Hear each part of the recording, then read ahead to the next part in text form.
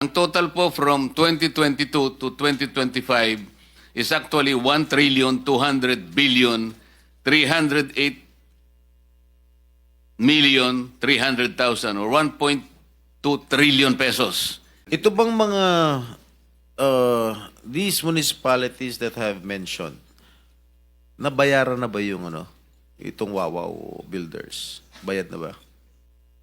Please check your Yung mga records. projects na na-complete, yung mga projects that have been filed, palagay ko na nabayaran na po lahat to.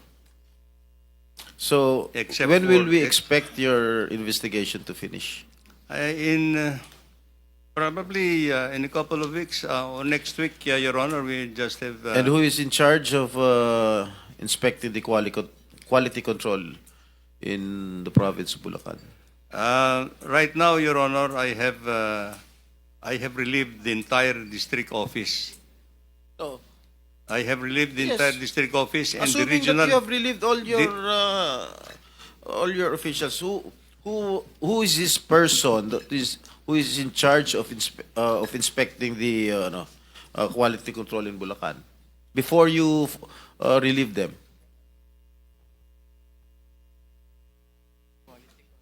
In the district office, Your Honor. In charge nga doon sa quality control ng Bulacan. I don't know.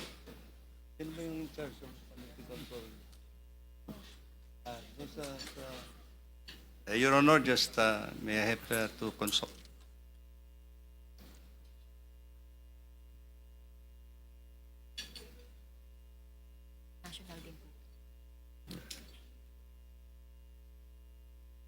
Ano first name nito?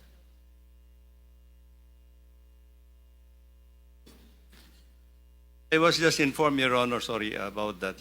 But the person who is supposed to undertake quality control in the district is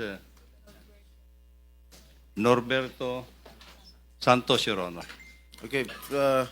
Chair, would like to I move that we invite this person in our next Noted. hearing. Okay. I'm done, Mr. Chair. Let me make another clarification. Kanina po sinabi namin yung total flood control budget ay 849. Yun pong 849 billion was only for 2022 to 2024. Ang total po from 2022 to 2025 is actually 1,200,000,000,300,000 or 1.2 trillion pesos. For the record po. Let me now shift to Senator Tulfo for a very, very few questions. Thank you, Mr. Chair. Mr. Chair, may we invite the COA district head in First District in Bulacan and the Bulacan DPWH First District Alcantara to be present next hearing, Mr. Chair.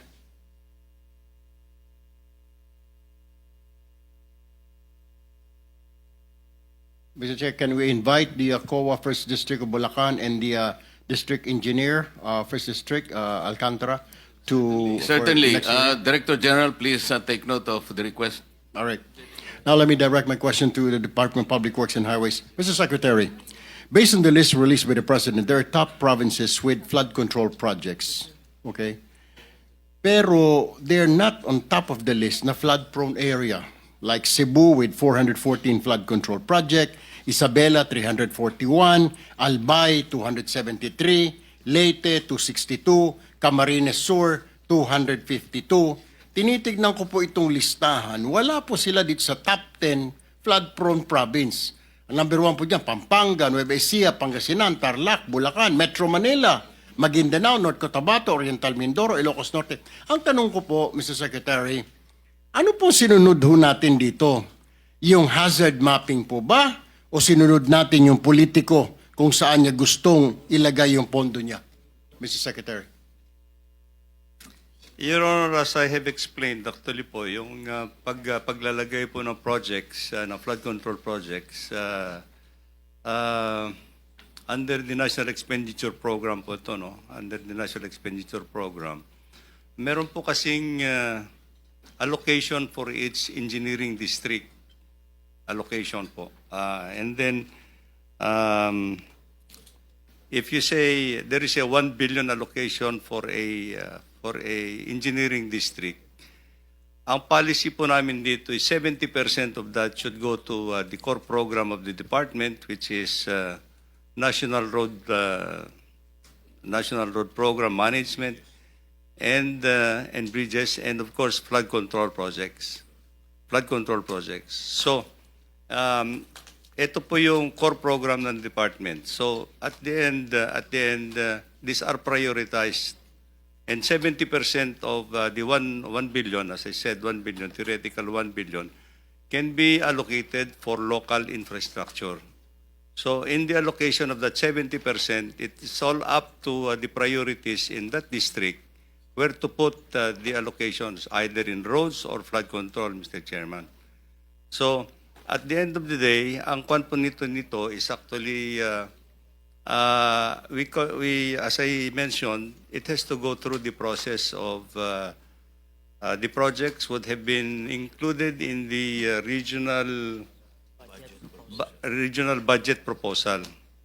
Kaya nga, Mr. Chair, bakit po napakalaki naman ng pinondo po dito sa mga probinsya na ito, when in fact, wala ho siya doon sa top 10 list ng flood control. Billions po yung pinondo. Ano po ang basis, legal basis po, na pondohan itong 5 probinsya na ito na hindi naman po flood prone sila, Mr. Secretary?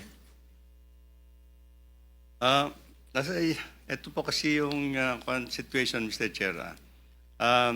As far as the National Expenditure Program that is submitted, these are equitably distributed amongst all the legislative and engineering districts.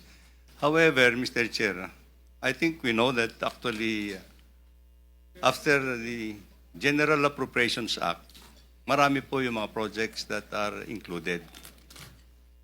I understand that, Mr. Chair, pero yun nga po, ibabalikan na lang ho natin yan because ang tanong po natin, napakalaki naman po ng pondo at saka napakaraming flood control projects ng mga lugar na ito. Hindi po ba ninyo nasilip ito?